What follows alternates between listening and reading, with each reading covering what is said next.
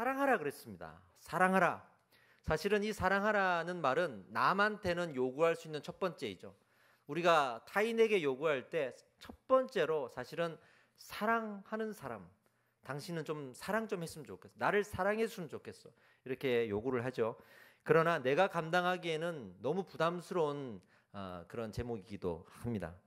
제가 영화를 봤는데요. 제목이 이렇습니다. 먹고 기도하고 사랑하라 라는 제목인데요. 지금 포스터를 보고 계시죠?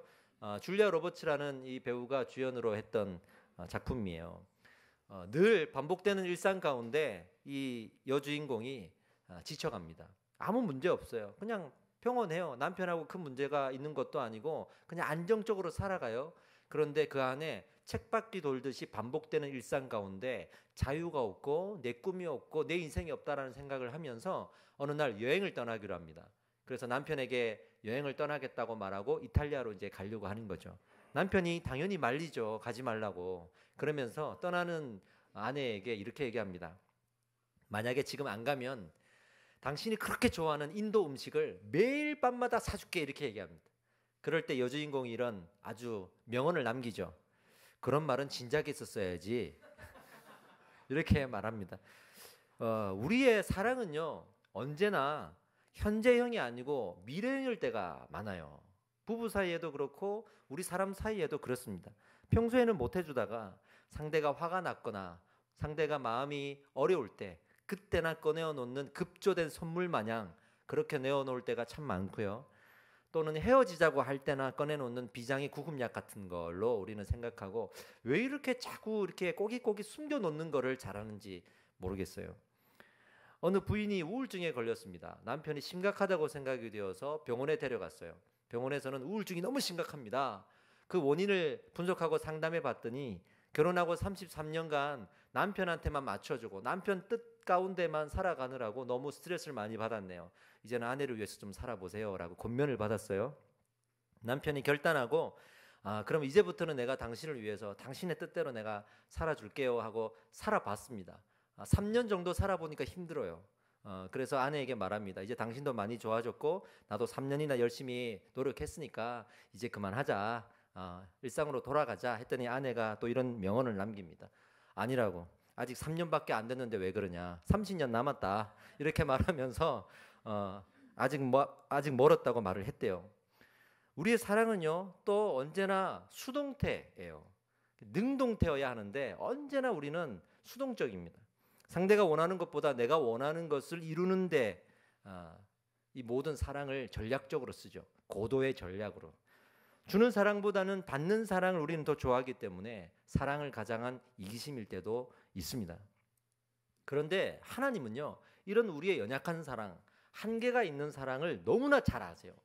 그래서 성경을 기록해 주실 때 이 사랑에 대해서도 놀라운 비결과 방법들을 기록하시면서 내가 가르쳐 줄게 하시는 거예요. 그게 오늘 이 본문의 말씀이고요. 이 본문의 말씀을 통해서 사랑의 비결, 사랑의 방법을 알려주시는데 여기에는 두 가지의 놀라운 영적 비밀이 있습니다. 영적 메시지가 있습니다. 우리 한번 살펴보겠습니다. 첫 번째, 한번 자막을 보면서 따라해 주시기 바랍니다. 첫 번째, 사랑은 선택이 아닌 명령이다. 아멘입니다. 사랑은 선택이 아니라 명령이라는 거예요. 오늘 본문 말씀에 보니까 새 계명을 너희에게 주노니 그랬습니다. 그렇죠? 그러니까 새 계명이라는 말 자체가 또 명령이잖아요. 성경 자체가 사실은 선포기 때문에 명령이거든요. 근데 그 중에서도 또 명령이라고 말을 하고 있으니 얼마나 강조된 명령이겠습니까?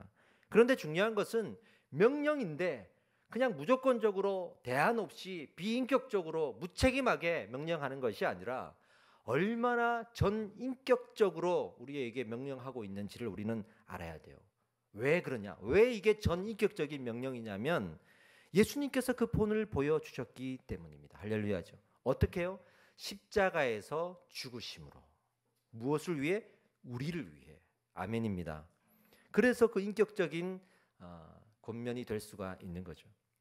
제가 청년부를 담당하던 시절에 청년들을 담당하던 전도사 시절에 있었던 일인데요. 제 생일이었습니다. 생일이었는데 이제 제가 담당하던 청년들 중에도 그 소그룹이 좀 있었어요. 이 소그룹을 제가 인도하고 있었는데 이 친구들이 전도사님 생일이니까 좀 챙겨줘야겠다 생각을 했나 봐요. 죄송합니다.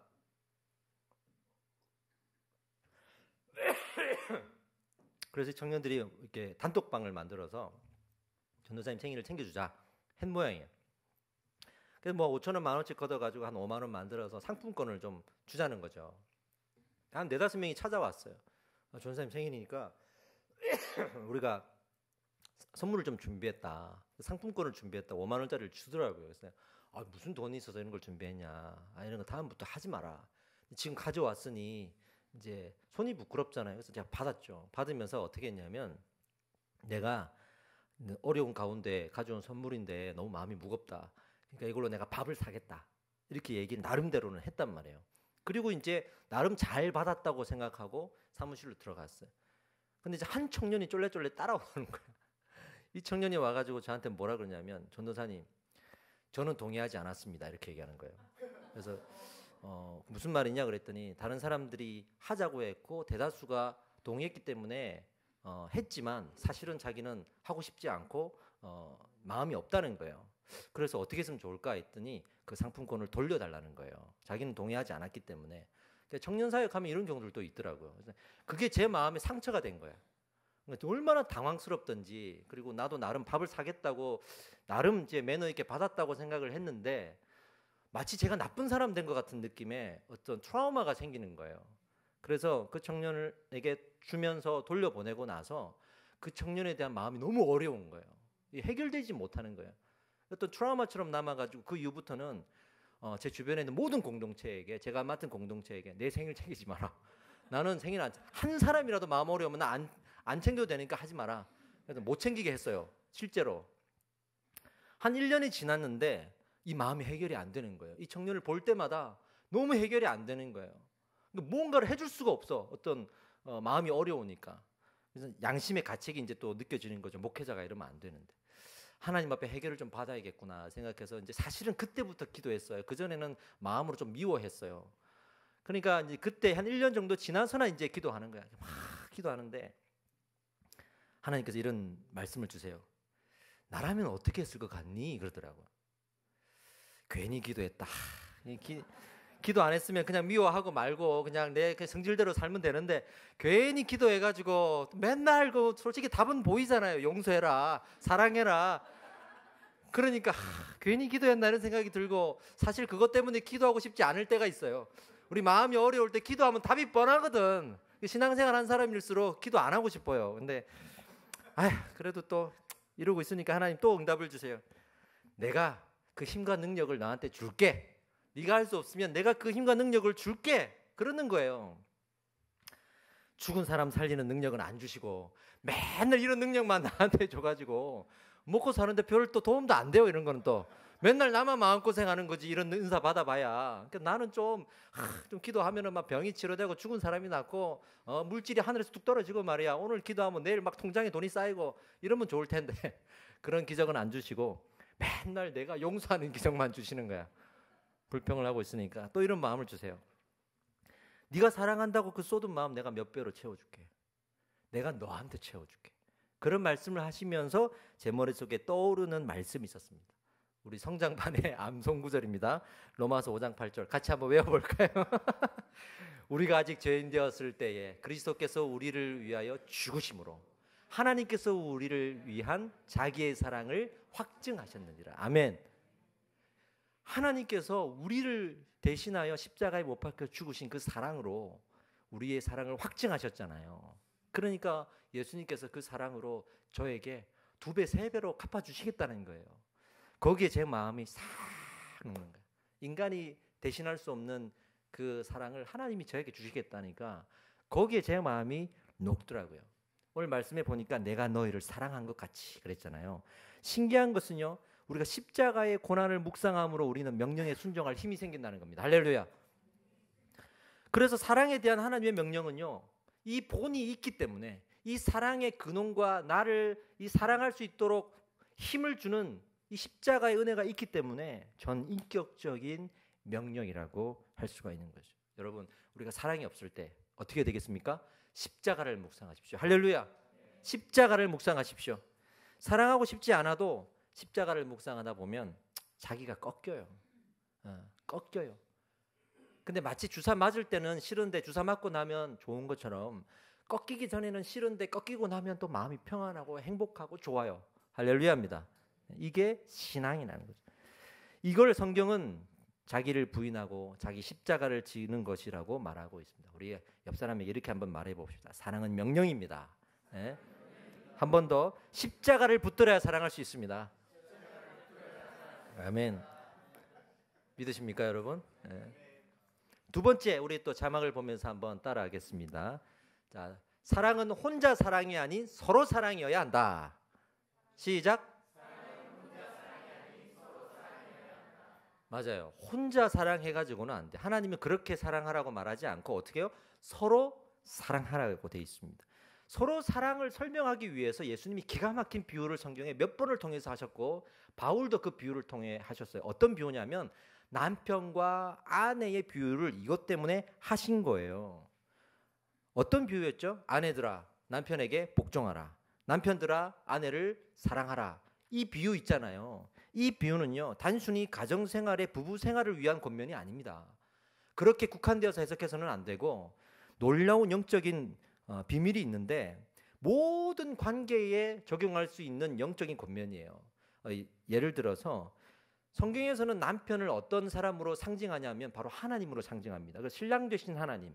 그리고 우리는 뭐죠? 신부된 우리 성도죠. 그래서 등불 비유에서도 등불을 켜고 신랑을 기다리는 그 신부를 누구라고 설명합니까? 우리 성도라고.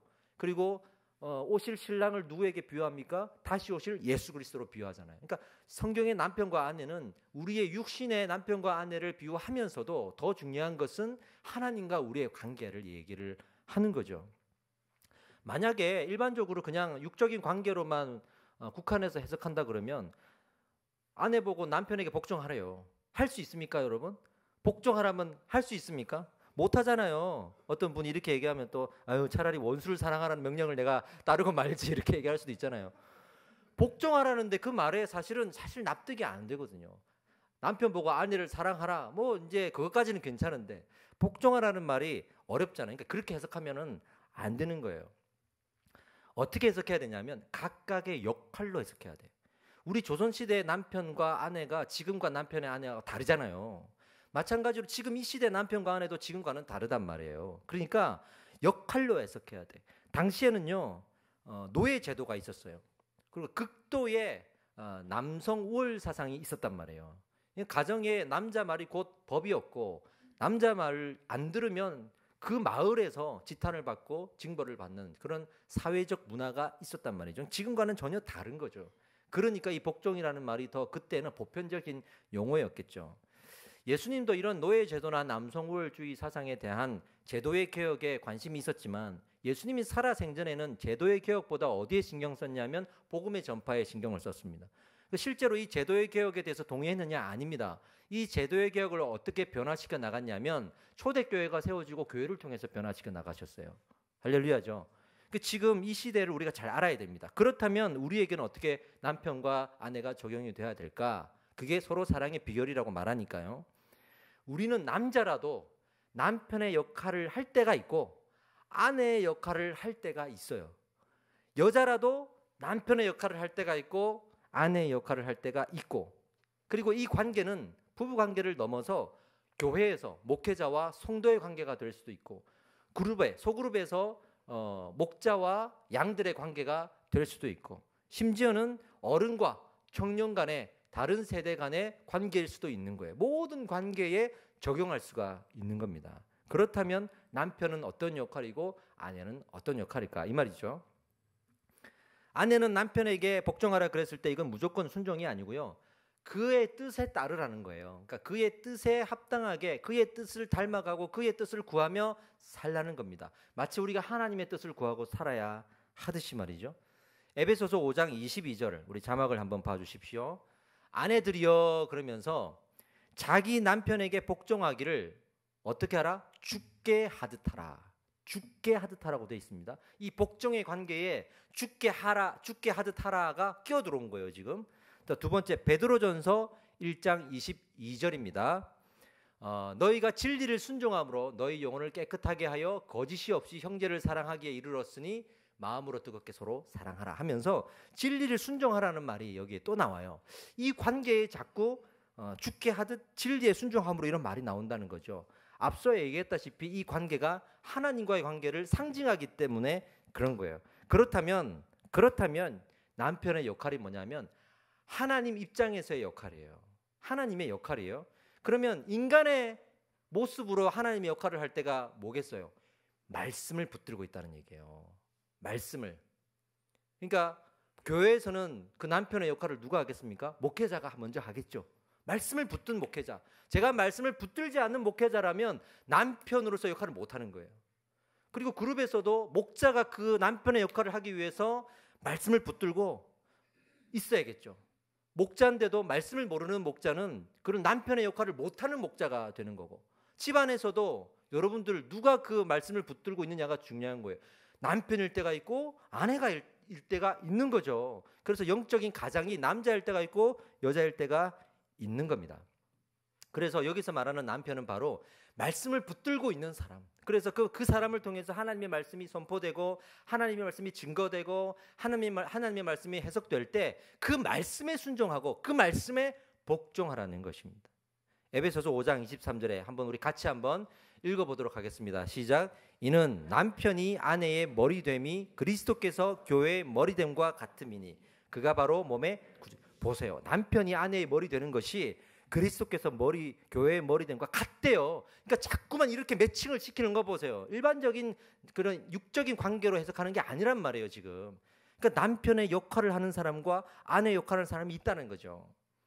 여자가 당시에도 가정의 영적 권위자인 경우가 있었습니다. 신약 시대에. 누가 있었을까요? 브리스길라와 아굴라. 근데 브리스길라가 아내인데 이름이 먼저 나오잖아요. 이게 신학적으로는 영적인 가장이기 때문에 먼저 이름이 나온다라고 우리가 보통 해석을 해요. 또 한 명이 나옵니다. 자주 장사했던 루디아라는 여인.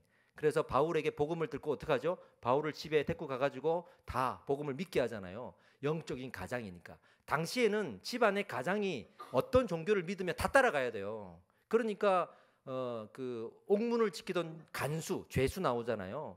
그 사람도 어떻게 집으로 제자들을 데리고 가가지고 다 믿게 하잖아요. 그러니까 가장이 와가지고 믿으라 그러면 믿어야 되는 거야. 그러니 그 시대의 특징을 우리가 먼저 알고 성경을 해석해야 되는 거죠. 남편이 가장일 때가 있고 아내가 가장일 때도 있습니다. 지금 우리의 가정은 그럼 누가 영적인 가장입니까? 우리 청년들은 스스로가 가장이겠죠. 그죠?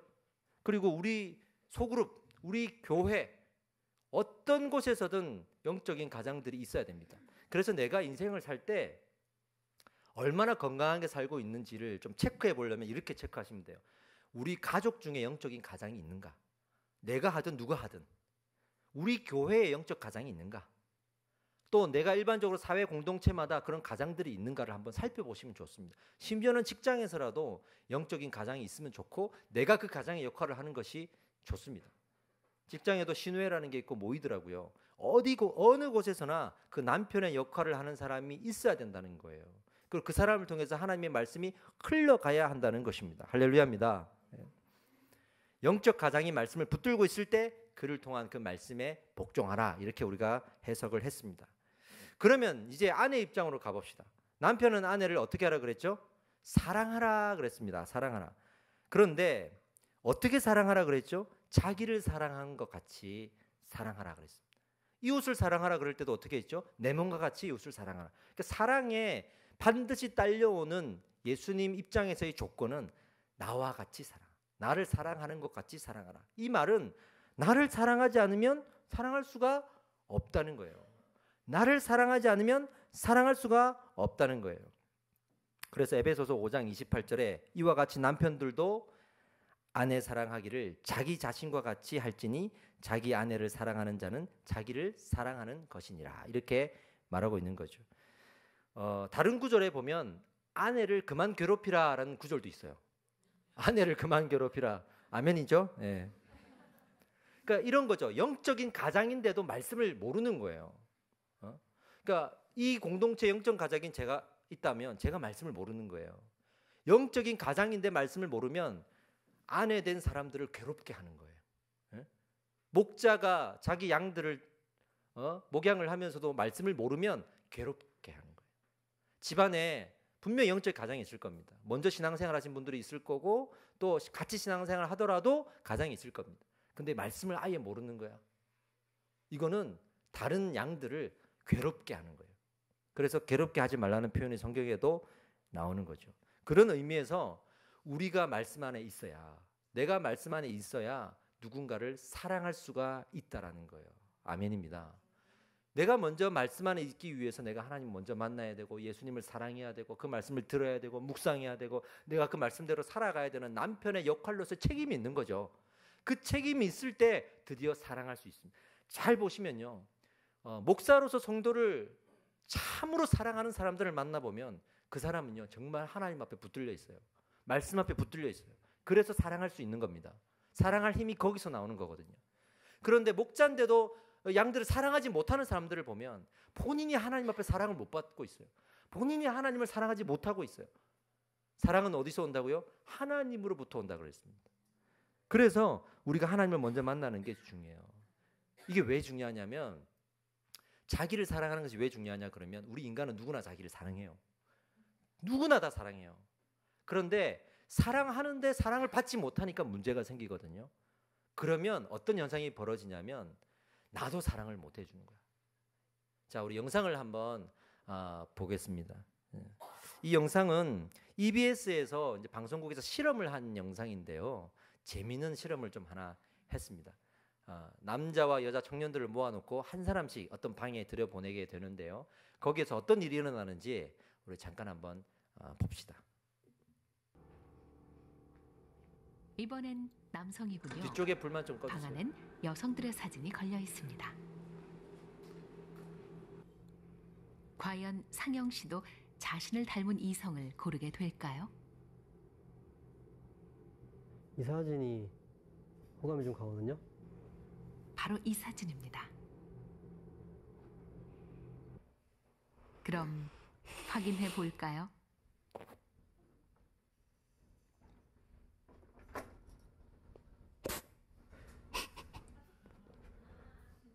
이거 꾸민 거 아니에요? 당황스러운데? 역시 상영 씨도 자신의 얼굴을 골랐군요. 합성한 거예요, 저게. 자기 얼굴을 다른 사람에게 합성한 거예요. 네, 정말 많이 닮았습니다. 되게 좀 신기한데요. 맞습니다. 상영 씨 얼굴을 여성의 모습으로 합성한 것이니까요. 이 사진이요? 네, 이쪽. 이거 이 사람이요. 뭐예요? 맞죠? 저랑 합사한 거 맞죠? 괜찮네. 이 정도 괜찮지 않아요?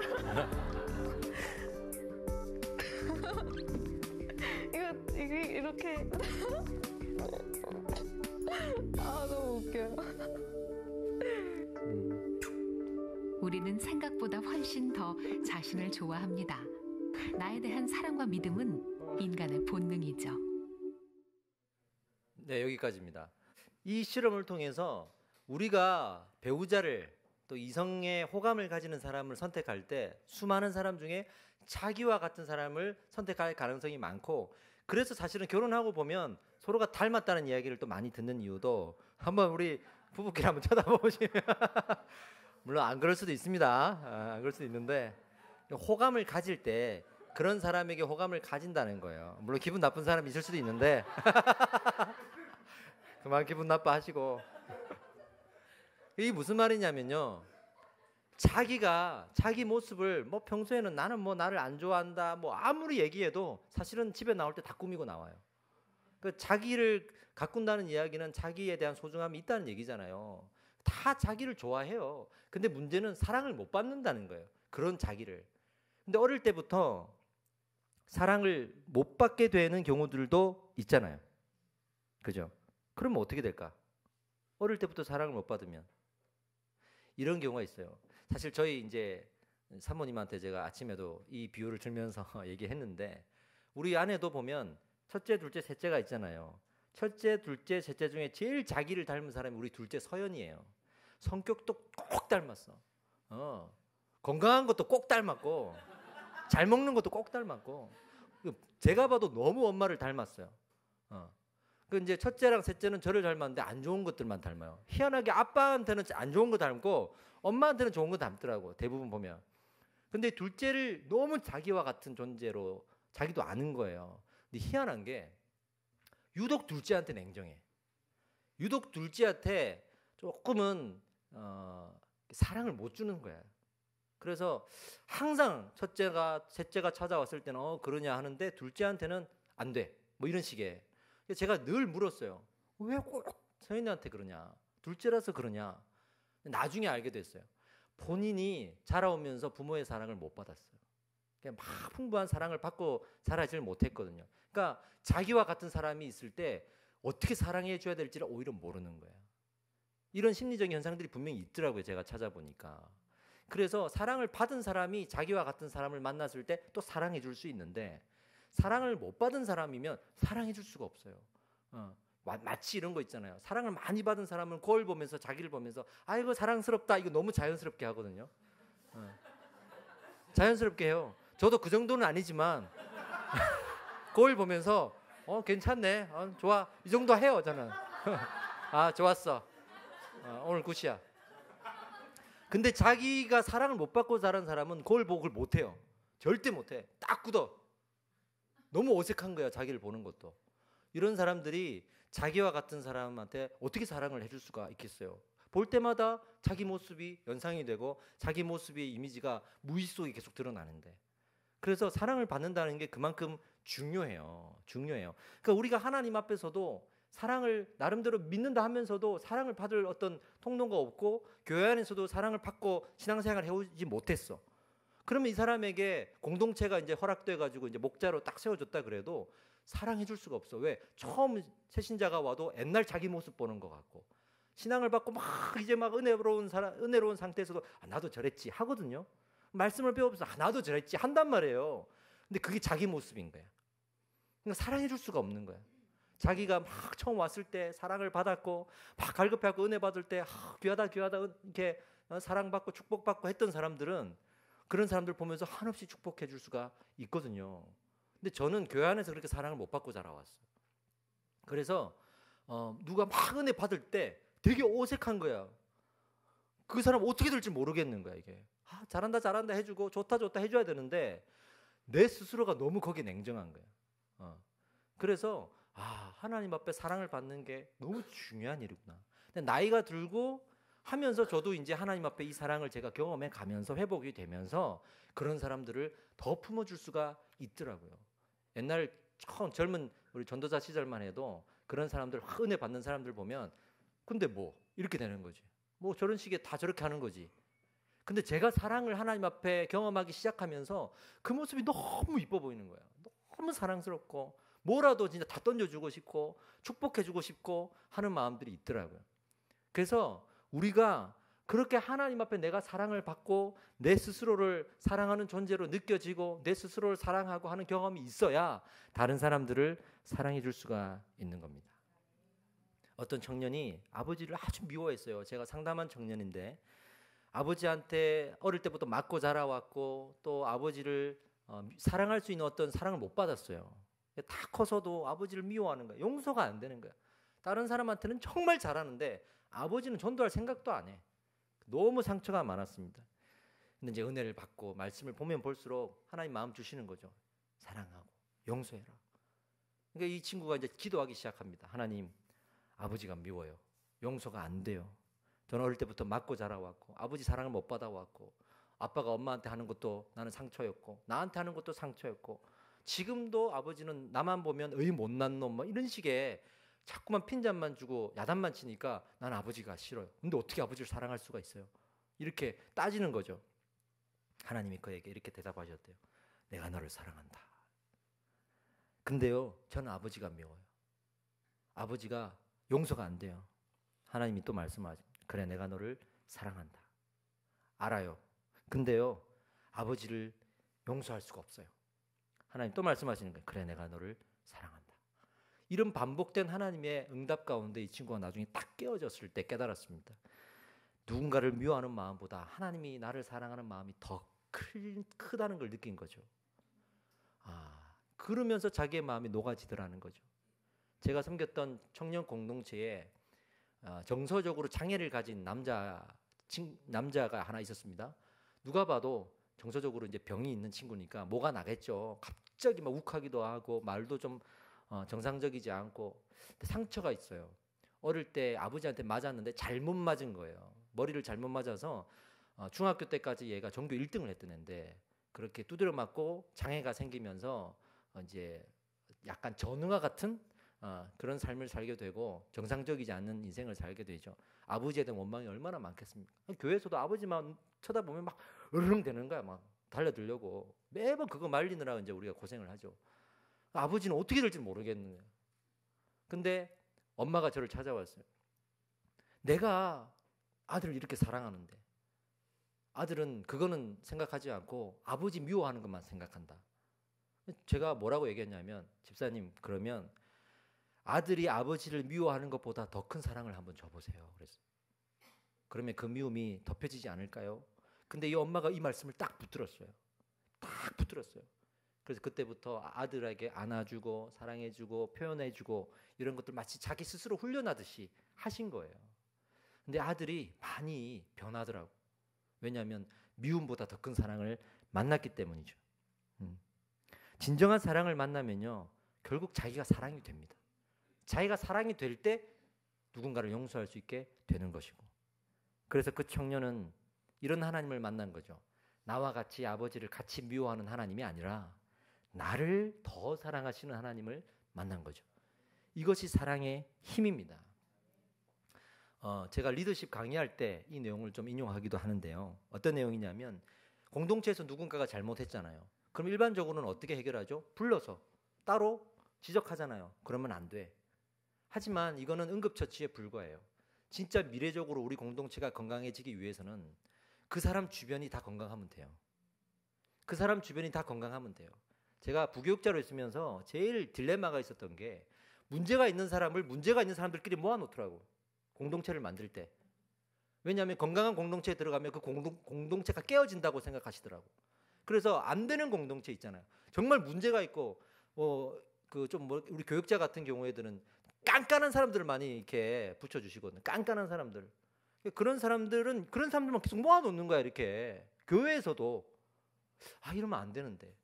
근데 사실은요 그런 사람들이 건강한 공동체에 들어가면 변해요. 자기 주변이 건강하면 변하게 돼 있어요. 그러니까 우리가 건강해지려면 누군가 한 사람 잘못했을 때 지적하는 그런 어떤 저 같은 절대자 한 명이 딱 나와가지고 그거를 지적만 잘해주면 되겠지 이게 아니라 그 주변이 건강해지면 되는 거예요. 이게 사랑의 힘이거든요. 자기가 스스로 막 미워하는 사람이라도 그 주변에 나를 사랑해주는 사람이 딱 포진돼 있으면 그 사랑에 자기가 녹는 거예요. 이게 하나님이 말씀하시는 예수의 사랑이란 말이죠. 그러니까 우리 마음에 어떤 미움과 다툼과 분쟁과 분노가 있을 때 하나님의 더 큰 사랑을 요청해야 됩니다. 하나님, 제가 이 미움의 마음이 있고 제가 이런 다툼의 마음이 있다 그러면 하나님 더 큰 사랑을 부어주세요. 더 큰 사랑이 있어야 내가 이게 씻겨 내려가는 걸 저는 압니다. 그렇게 배웠습니다. 하고 하나님 앞에 기도해야 할 줄 믿습니다. 그렇게 남편이 남편으로서의 책임을 가지고 먼저 말씀을 붙들고 아내를 사랑해줘야 된다는 거죠. 그래야 아내도 남편에게 그 말씀 앞에 복종하는 그런 반응들을 일으키지 않겠습니까? 여러분, 우리 교회는 이 공동체는 저 하나 건강하다고 건강해지지 않습니다.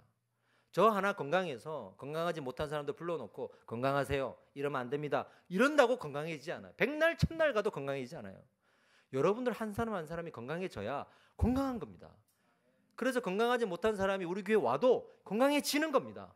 그게 건강한 교회입니다. 그러니 지금 당장 우리가 뭘 바라봐야겠습니까?